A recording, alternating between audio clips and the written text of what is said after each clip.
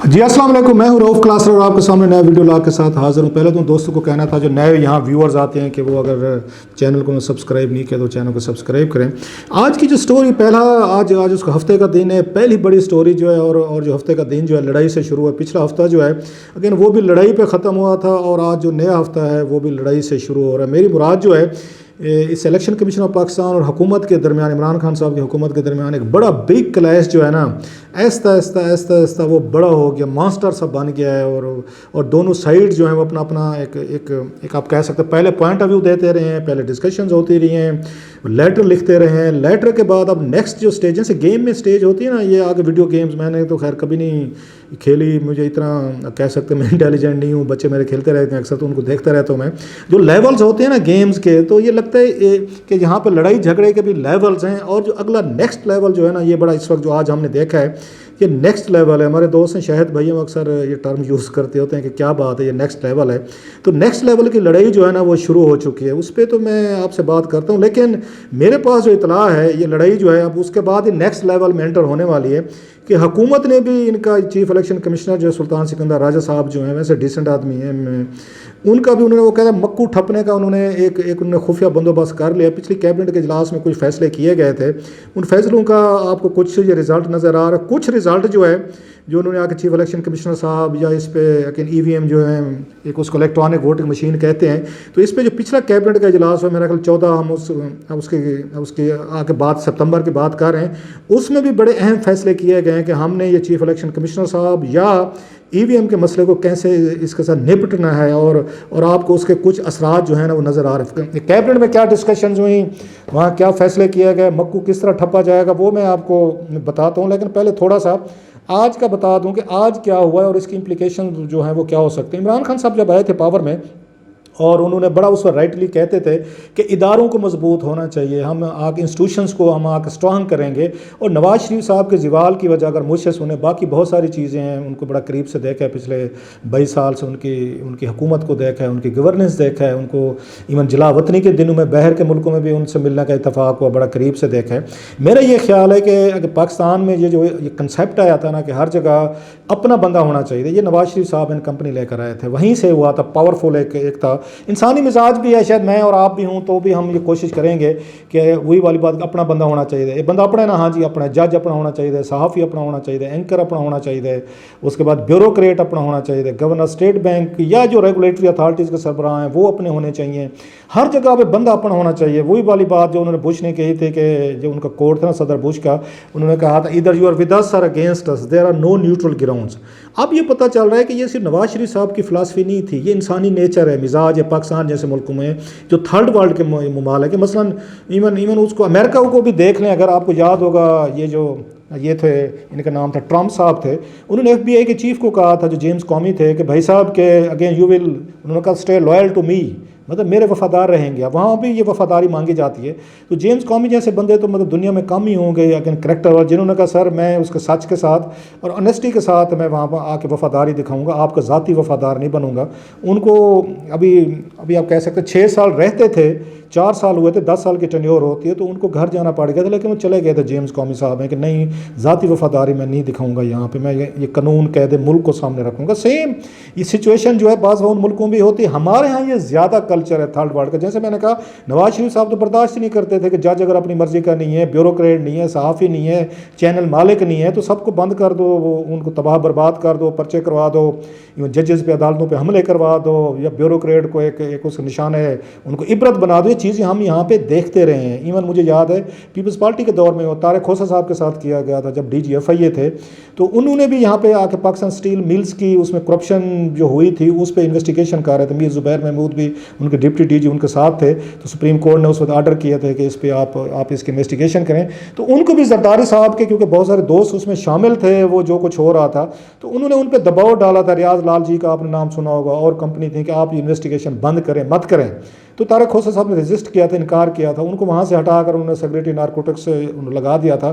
عبرت ناک ان کو مثال تو نہیں بنایا گیا. طارق کھوسا جیسے بڑے، میر زبیر جیسے بڑے کم لوگ ہوتے ہیں. بات آپ کہیں کہ کسی اور سائڈ پہ چلے گئے. میں بتانا چاہ رہا ہوں کسی کو اسٹرانگ یہاں پہ ایک اس ایڈمنسٹریٹر نہیں سوٹ کرتا، لیکن عمران خان صاحب کا میں یہ تھا کہ نہیں یہ تھوڑا سا اس سے ہٹ کے ہوں گے، یہ بات نہیں کریں گے، یہ اپنا بندہ ہونا چاہیے، اپنا وفادار ہونا چاہیے، جس کو ہم کہہ دیں اور اس پر وہ لے کر آئیے، اس پہ ایمان لے کر آئے. تو اس طرح ان کی سوچ جو تھی وہ ہمیں یہ پتہ چلتا. ان کی بھی اسی طریقے کی لڑائیاں شروع ہوئی ہیں عمران خان صاحب کی. ان کے ہم ہی کہہ سکتے ہیں کہ خان صاحب نے یہ عوام سے بڑے وعدے کیے تھے، انہوں نے دعوے کیے تھے، سو اپنا ایجنڈا جو انہوں نے امپلیمنٹ کرنا ہے تو اس کے لیے بڑا ضروری ہے کہ ان کے وفادار ہیں، ان کے جہاں پہ وہ آ کے جس پہ ان کو ٹرسٹ ہے ان کو لگائیں اور ان کے ذریعے رزلٹ لیں. پہلی لڑائی ہم نے دیکھی وہاں پہ ان کے ساتھ قاضی فیضیسہ صاحب کے ساتھ وہاں لڑائی شروع ہوئی، پھر میڈیا کے ساتھ ان کی لڑائیاں شروع ہوئیں، پھر ہم نے دیکھا کہ اب ان کی اس کے ساتھ الیکشن کمیشن کے ساتھ لڑائی شروع ہو گئی. یہ تو زیادہ ایک خوفناک شکل اس میں اختیار کرتے جا رہے ہیں. جس طرح کہ یہ کلیش ہو رہا ہے، یہ اٹس ہیڈنگ ٹورڈز وہ کہتے ہیں نا ایک مطلب بگ فیاسکو یا ڈیزاسٹر کی طرف جا رہا ہے. اور سپریم کورٹ آف پاکستان جو ابھی تک چپ کر کے بیٹھی ہوئی ہے، سارے معاملات دیکھ رہی ہے، کیونکہ اس کی اپوزیشن تو سپورٹ کر رہی ہے الیکشن کمیشن کو، جیسے پاکستان میں آپ کو پتہ ہے ہر اپوزیشن کرتی ہوئی ہے. اب جو وہاں پہ جو اصل چیز نکلی ہے کہ وزیروں کو جو کہا کہ اٹیک کریں اس پہ، پرسنل اٹیک کریں اس پہ آ کے سلطان سکندر راجہ صاحب کے، وہ ہمارے سامنے آ رہے ہیں. حکومت تلی ہوئی ہے جی ہم ان کو کام نہیں کرنے دیں گے یا یہ یہاں پہ نہیں رہیں گے. اس کے بار بار فواد چوہدری صاحب کہہ رہے ہیں کہ بہتر ہے سلطان سکندر راجہ صاحب جو ہے نا وہ استعفیٰ دے دیں، ریزائن کر دیں، کیونکہ ان کو یہ پتہ ہے کہ ان کو ہٹانے کا جو طریقہ ہے سپریم جوڈیشل کونسل میں جائیں، ان کے پہ آ کے مکس کنڈکٹ وغیرہ کے الزامات جو بھی لگیں وہاں سے فیصلہ لیں.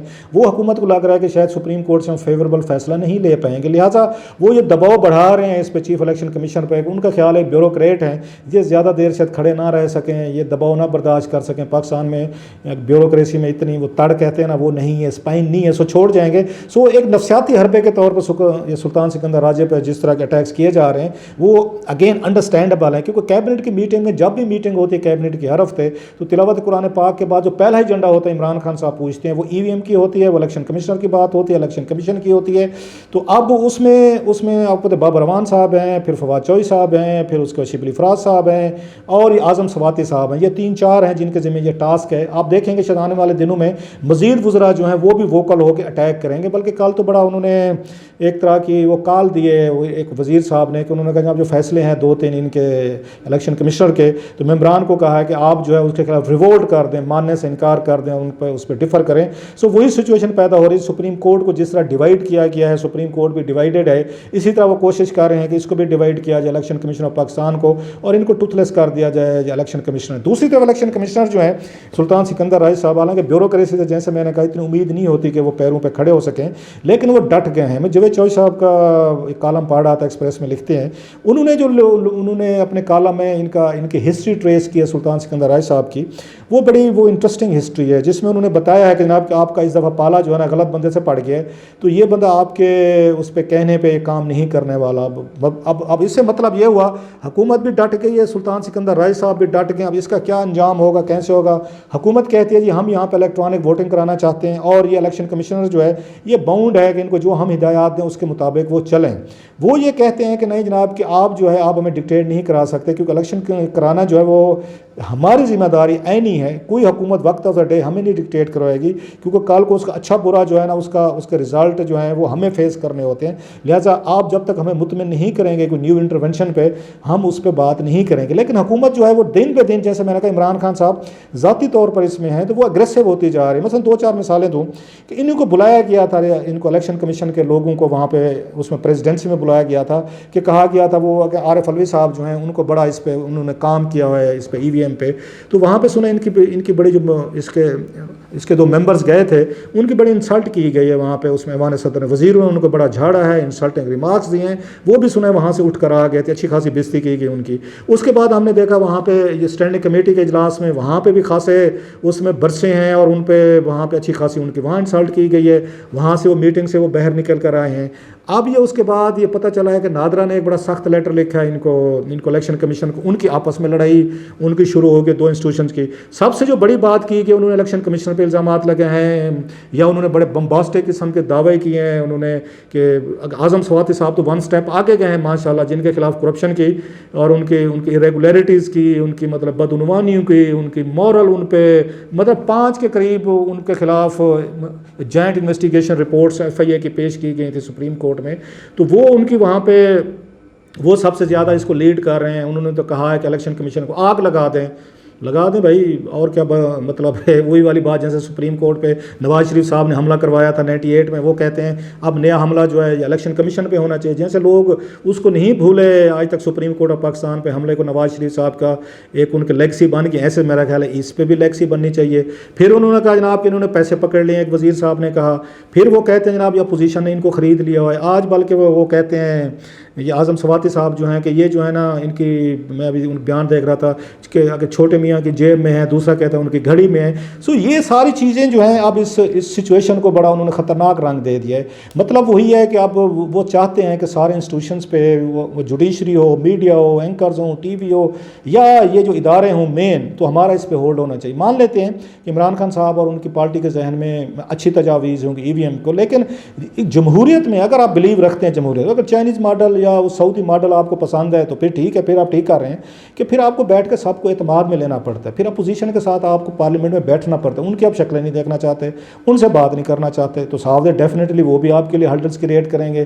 ان کے بھی سٹیکس ہیں, ان کو بھی انٹرسٹ ہیں یہاں پہ. سو پہلا جو آپ کو کام کرنا چاہیے تھا وہ پارلیمنٹ میں بیٹھ کے پارلیمنٹری کمیٹی بنا کے اس کو پورا آپ ان کو قائل کرتے جن پارٹیز نے بیٹھ کے کل کو اس پہ ووٹنگ میں شرکت کرنی. جہاں اگین اس میں جو 4-5 بڑی پارٹیز ہیں, صرف اکیلے PTI تو نہیں ہے. اگر یہی کام میں بھی وہ کرنے کی کوشش کرتے تو عمران خان صاحب بھی ان پہ یہی الزام لگاتے کہ شاید ڈاؤٹس ہوتے ہیں نا بندے کو, کہ اصل چیز کرائسس آف کانفیڈینس ہے, اعتماد ہو سکتا ہے مشینیں بالکل ٹھیک ہوں, بالکل صحیح رزلٹ دیں, اور جو عمران خان صاحب کہہ رہے ہیں ایبسلیوٹلی وہی کچھ ہو. لیکن جہاں پہ اتنی بد اعتمادی پھیلی ہوئی ہے ایک دوسرے پہ, اتنا سارا ایک کرائسس آف کانفیڈینس ہو, اس میں تو بندہ ایک دوسرے کو کسی کا وہ کہے گا نا پانی ذرا یہ پی لیں, وہ گلاس اٹھا کے دیں, وہ پانی نہیں پیے گا کہ پتہ نہیں اس میں انہوں نے کیا ملا دیا ہے. اب یہ تو ایک طرف ہے.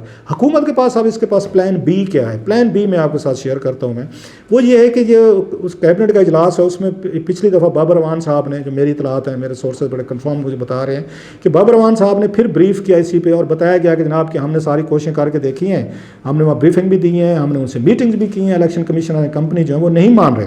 تو پھر پوچھا گیا اس کا سلوشن کیا ہے, حل کیا ہے. بابر اعوان صاحب کو لوگ کچھ بھی کہیں, میں ان کو بڑا ذہین اور انٹیلیجنٹ مانتا ہوں, کیونکہ ان کا بڑا ایک وسیع تجربہ ہے ایک گورننس میں related. Out of the box solution ان کے پاس بڑے ہوتے ہیں بابر اعوان صاحب کے پاس. ان کی باقی مطلب میں بھی اعتراض کر سکتا ہوں بہت ساری چیزوں پہ, آپ بھی کرتے ہیں, لیکن ان کی انٹیلیجنس کے حوالے سے میں ہمیشہ اس چیز کو دیکھتا ہوں کہ ان کے پاس بڑے سلوشنز ہوتے ہیں. اب انہوں نے سلوشن کیا دیا ہے عمران خان صاحب کو کیبنٹ میں. وہ یہ کہتے ہیں کہ جناب کہ یہ اپوزیشن جو ہے نا وہ یہ کہتی ہے کہ ہماری سینٹ میں صاف ظاہر اتنی اکثریت نہیں ہے, اس میں ڈیسائسو نہیں ہے, پلس قومی اسمبلی میں بڑا ہمارے پاس وہ لٹل مارجن ہے. سب سے بڑا بلو لگا کہ سینٹ کی کمیٹی نے اس بل کو مسترد کر دیا ہے, لہٰذا وہ بھی مشکل ہے کہ آپ اس کو تھرو پراپر چینل لے کے جائیں, قومی اسمبلی سے اپروو ہو, سینٹ سے ہو, پھر بل بنے, وہ بھی نہیں ہو رہا. تو انہوں نے سلوشن دیا ہے کہ اس کا یہ قومی اسمبلی اور سینٹ کا جوائنٹ سیشن بلوا لیتے ہیں, جوائنٹ سیشن میں ہم یہ اپروو کروا کے وہ کروا لیتے ہیں, بل بنوا لیتے ہیں, پھر الیکشن کمیشن آف پاکستان جو ہے یہ کچھ نہیں کر سکے گا. سو اس کے ساتھ وہ یہ بھی سوچ رہے ہیں کہ یہ سلطان سکندر راجہ صاحب جو ہیں ان کو کوئی ہٹانے کے لیے کوئی آرڈیننس وغیرہ کوئی ایسی چیز لائی جائے کہ ان کو ریموو کیا جائے, ان پہ الزامات لگائے جائیں مس کنڈکٹ کے, یا اور کوئی بہت ساری چیزیں وہ تلاش کی جائیں, جیسے قاضی فیض عیسیٰ صاحب کے خلاف وہ ریفرنس وغیرہ فائل کیا گیا تھا. سو حکومت پوری اس وقت اس میں کھڑی ہوئی. جو میری خبر یہ ہے کہ یہ اس کو بل کو جو EVM کا ہے الیکٹرانک ووٹنگ مشین کا, اس کو یہ جوائنٹ پارلیمنٹ کا جو سیشن ہوگا اس کے ذریعے وہ کروائیں گے, اس کو اپروو کروائیں گے, پھر اس کو لاگو کریں گے. اور یہ ممکن ہے کہ کچھ سٹیپس جو ہیں نا وہ اس کے خلاف لیے جائیں. ان کے سلطان سکندر راجہ صاحب بھی ہیں, لیکن وہی والی بات وہ بھی ڈٹے ہوئے ہیں, حکومت کے بھی اٹیکس ہیں وہ دن بدن یہ بڑھتے جا رہے ہیں. سو اب دیکھیں کہ آنے والے اس میں دنوں میں کیا سچویشن بنتی ہے. بہرحال عمران خان صاحب اس وقت مطلب اچھا یا برا ایک اس مہنگائی سے لوگ وہ اس وقت تنگ ہیں, ڈالر اوپر چلا گیا ہے, پیٹرول اوپر چلا گیا ہے, گیس کی آج کی خبر تھی ہمارے دوست خلیق کیانی صاحب کی ڈان میں 37% اس کی پرائسز بڑھائی جا رہے ہیں. ڈیلی بیسس پہ کام ہو, ایک دن ایک ہفتے پیٹرول, اگلے ہفتے پھر اس کی ڈالر بڑھ جائے گا, اگلے ہفتے اس کی آ کے آگے بجلی کی قیمت بڑھ جائے گی، اس سے اگلے ہفتے جو ہے وہ گیس کی بڑھ جائے گی، مہینہ 4 ہفتے پورے ہو جائے گا، پھر وہیں سے زیرو سے شروع، پھر وہ ڈالر اوپر تو پھر گیس پیٹرول۔ عمران خان صاحب کے لیے وہ بڑے مسئلے تھے میرا خیال ہے ہینڈل کرنے کے لیے، وہ ان سے نکل کر ان میں پھنس گئے ہیں۔ سو ان کا الٹیمیٹلی ووٹ بینک یا ان کا وہ جو ہے عام عوام جو ہے اس کے لیے مہنگائی زیادہ مسئلہ ہے، الیکٹرانک یہ ریفارمز ہونی چاہیے الیکشن کی، لیکن میرا خیال ہے ابھی بھی اس طرح لڑائی جھگڑا کر کے، یہ نواز شریف صاحب کو بھی کچھ نہیں ملا تھا اداروں سے لڑائی کر کے، میرا خیال عمران خان صاحب کو نہیں ملے گا، بیٹھ کر اس کا کوئی نہ کوئی درمیانی راستہ نکالا جا سکتا ہے، اور یہ ہمارے ان کو اداروں کو، سیاسی اداروں کو وہ نکالنے چاہیے۔